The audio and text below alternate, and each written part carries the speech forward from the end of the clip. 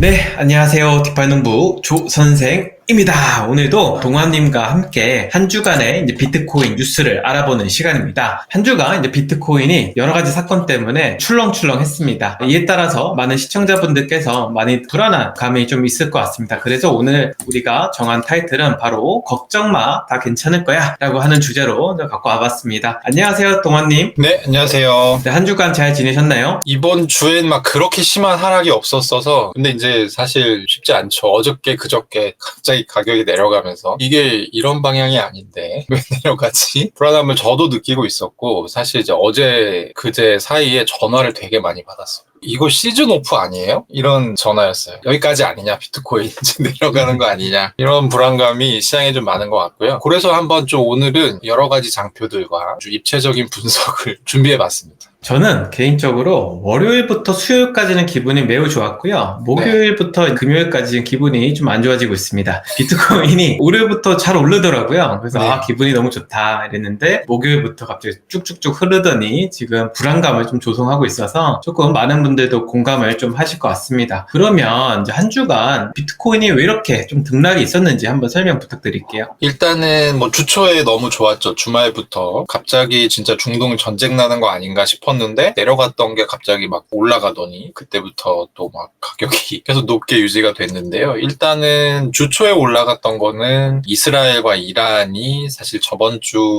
주에 엄청 투닥거렸는데, 그래서 얘네끼리 싸우면 원유 가격 다반 나오는데 어떡하지? 뭐 약간 이런 우려들이 좀 있었고요. 실제로 마지막으로 공격을 했던 거는 이스라엘이었죠. 드론이나 지금 보니까 또 미사일 얘기는 없어졌더라고요. 그래서 공격을 하긴 했는데 일종의 약속 대령 같은 느낌이었고, 이란이 얘기를 했습니다. 더 이상 이렇게 뭐 짜잘짜잘한 애들과 싸우지 않겠다. 그래서 이제 비트코인 가격이 그럼 전쟁 없겠네 라고 해서 이제 오른 것이고요. 그 이후에 또 여러 뭐 국가들에서 EU라든지 미국이라든지 중동 전쟁을 좀 막아야겠다, 이런 식으로 이제 얘기가 나오면서 좀 시장의 안정을 찾은 것 같아요. 그래서 비트코인 같은 경우는 가격이 좀 오르기 시작했고, 사실 반감기는 20일에 있었잖아요. 반감기 직후의 가격은 한 63,000에서 4,000 사이였는데 그 이후에 알 수 없는 이유로 스멀스멀 오르더니 66만 7천 달러까지 찍는, 그래서 이것은 약간 이런 기대를 갖게 했던 한 주였습니다. 비트코인 가격이 오르니까 이제 많은 분들께서 ETF 수급이 좀 들어온 거 아니야? 라고 하면서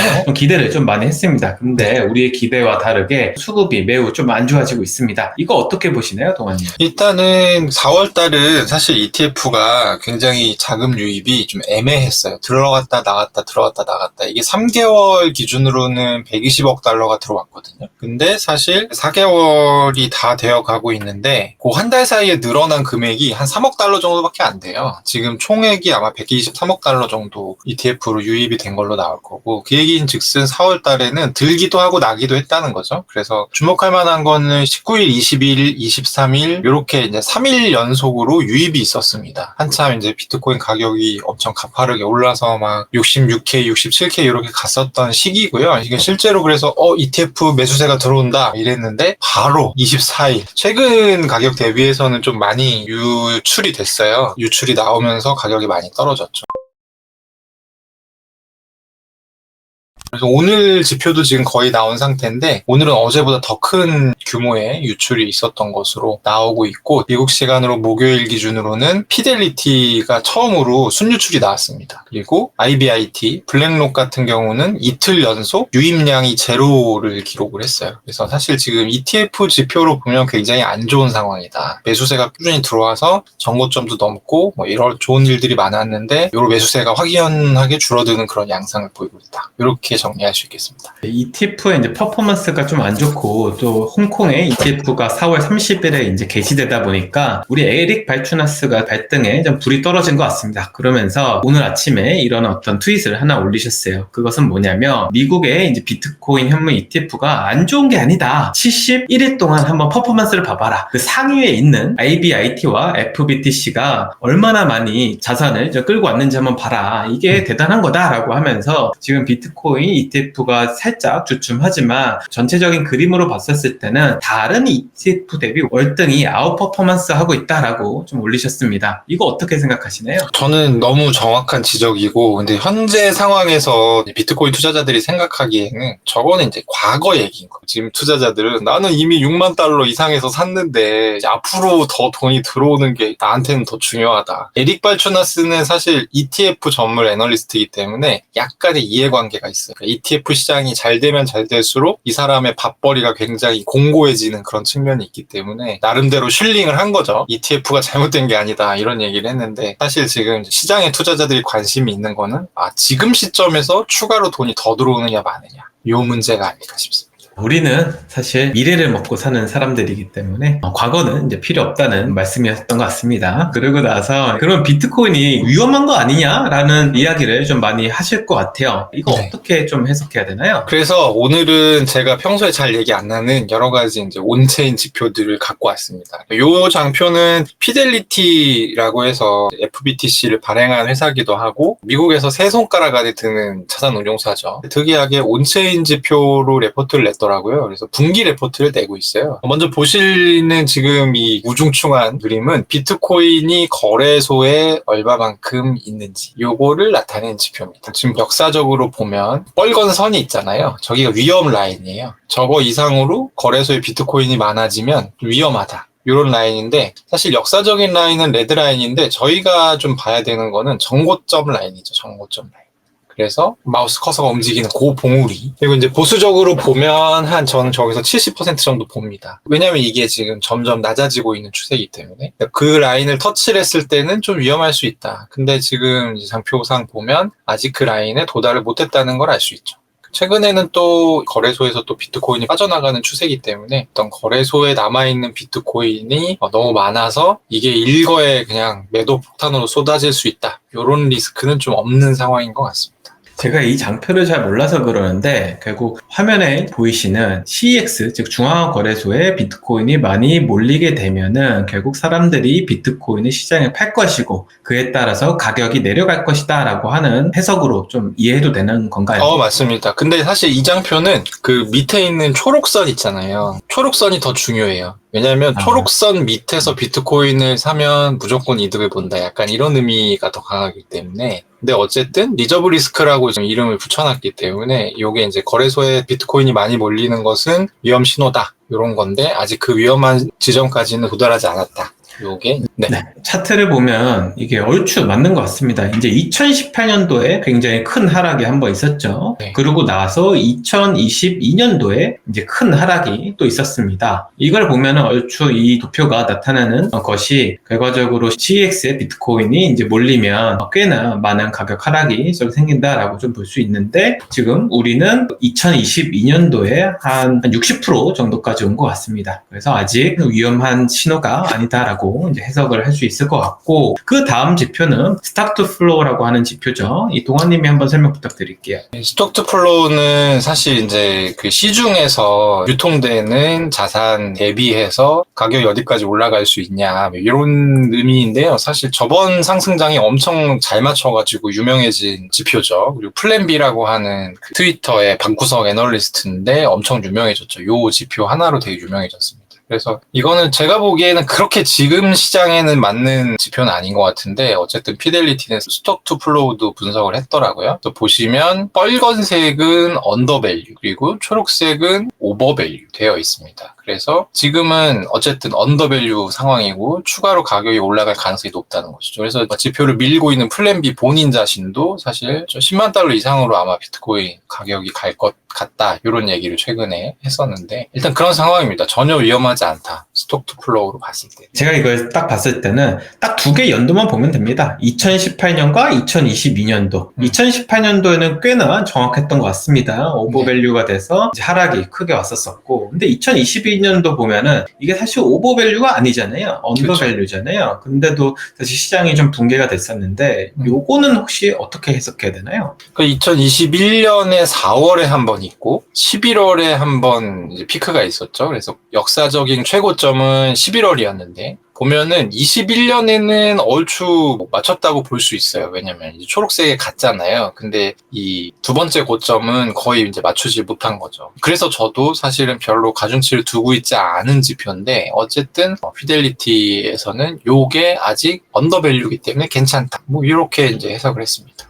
일단 초록색이 안 뜨면 괜찮다라고 일단 생각하고 한번 그 다음 거로 넘어가 보도록 하겠습니다. 이번 차트는 이제 Net Unrealized Profit and Loss라는 NUPL이라고 하는 지표인데 미실현 순수익을 나타내는 것이죠. 이것도 네. 한번 설명 부탁드릴게요. 그 피델리티 결론을 말씀 안 드렸는데 피델리티가 그래서 올해 1분기 분석을 해보고 단기, 중기, 장기 전망이 있거든요. 단기는 1년 이내의 비트코인 가격 전망이고 중기는 1년부터 5년 사이, 장기는 5년 이상 이렇게 이제 구분이 되어 있는데 원래는 매수였어요. 단기, 중기, 장기 전부 다. 근데 중기 전망을 중립으로 하향합니다. 그 이유가 뭐였냐면 지금 비트코인 갖고 있는 지갑 분석해봤더니 99%가 수익 보고 있는 상황이다. 그럼 얘네 언제든지 내다팔 수 있잖아. 그러니까 매도 압력이 너무 높은 상태다. 요게 이제 핵심 이유였는데 요게 이제 그거랑 관련이 되는 지표입니다. 미실현 순수익이 어디까지 올라와 있냐 보면은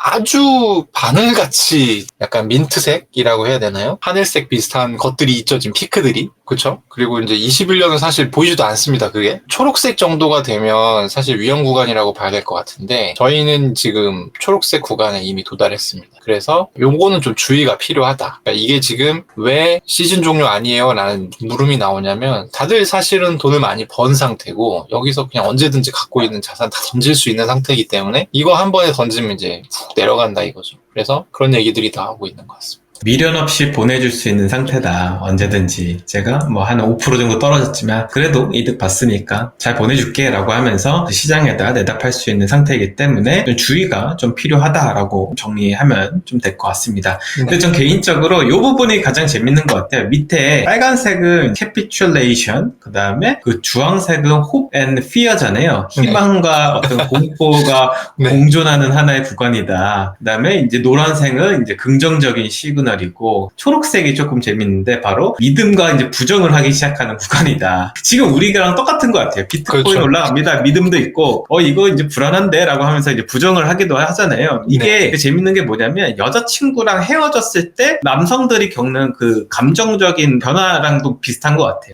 처음에는 너무 분노가 막 나오는 거지. 실망도 되고. 근데 점점 돌아올 거야 라고 하는 이제 믿음이 갔다가 이제 다시 안 돌아오겠지 하면서 이제 부정을 막 하는, 현실 부정을 하면 그러면서 이걸 극복하면은 이제 유토피아다라고 하면서 이제 다른 여자를 이제 찾아서 이제 환승연애 이제 하게 되는 건데, 이게 굉장히 사람의 감정을 잘 표현한 표현인 것 같아서 되게 재밌네요. 그게 진짜 그러네요. 비트코인 가격이 다시 올라갈 거야. 다들 지금 이런 생각하고 있는 거잖아요. 그치. 동시에 다시 돌아올 거야. 하지만 시즌 종료인가? 이런 생각을 지금 또 하고 계신 것 같습니다. 그래서 이제 환승연애를 이제 또 준비할 시기가 오니까 여러분들도 좀 주의가 좀 필요합니다.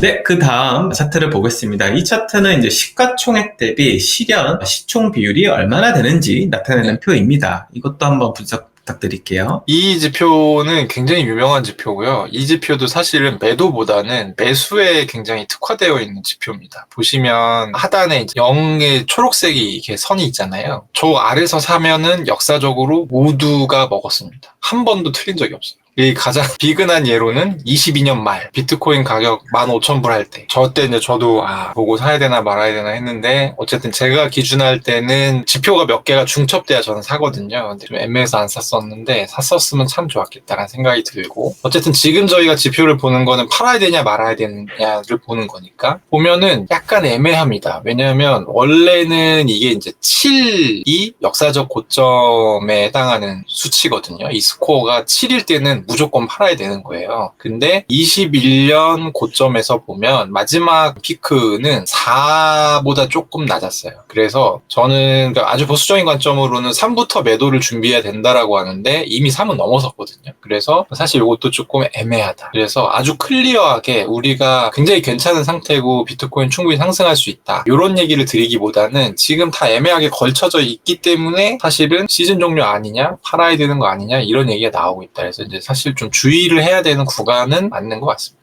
전 개인적으로 사실 22년도 하락 자체는 약간 시장에 굉장히 외생 변수가 좀 있었잖아요. 예를 그쵸. 들어서 갑자기 FTX가 횡령을 해가지고 거래소가 이제 파산이 되면서 굉장히 큰 충격을 안겼었는데, 사실 이번 시장이 좀 규제 안으로 들어왔으니까 그런 어떻게 깜짝 놀랄 만한 이벤트가 있을까라고 하는 생각도 좀 듭니다. 그리고 플레이어들도 자본이 더 큰 친구들이 좀 많이 들어왔기 때문에 요거를 좀 무시하고 좀 이렇게 쭉쭉 올라갔으면 좋겠습니다. 어쨌든 근데 맞는 말씀인 게 이번 시장의 가장 큰 차이점은 어쨌든 비트코인 현물 ETF라는 게 들어왔고 실제로 거기에 돈이 굉장히 많이 모였잖아요. 그래서 그런 부분들은 확실히 차이점이고, 사실 원체인 데이터 보시는 분들은 이제 그걸 판단해서 다음 장에는 보정을 해야겠죠. 아, 이게 레거시에서 돈이 들어오니까 지표가 요렇게 꺾이네. 뭐 이런 것들이 아마 이번 장에 제가 보기에는 좀 해야 될 작업인가 아닌가 싶고, MVRB는 아무튼 굉장히 신뢰도가 높은 지표인데 지금 상황으로는 안심을 해도 된다, 이렇게 말하기는 조금 애매한 상황이다, 그렇게 얘기할 수 있겠습니다.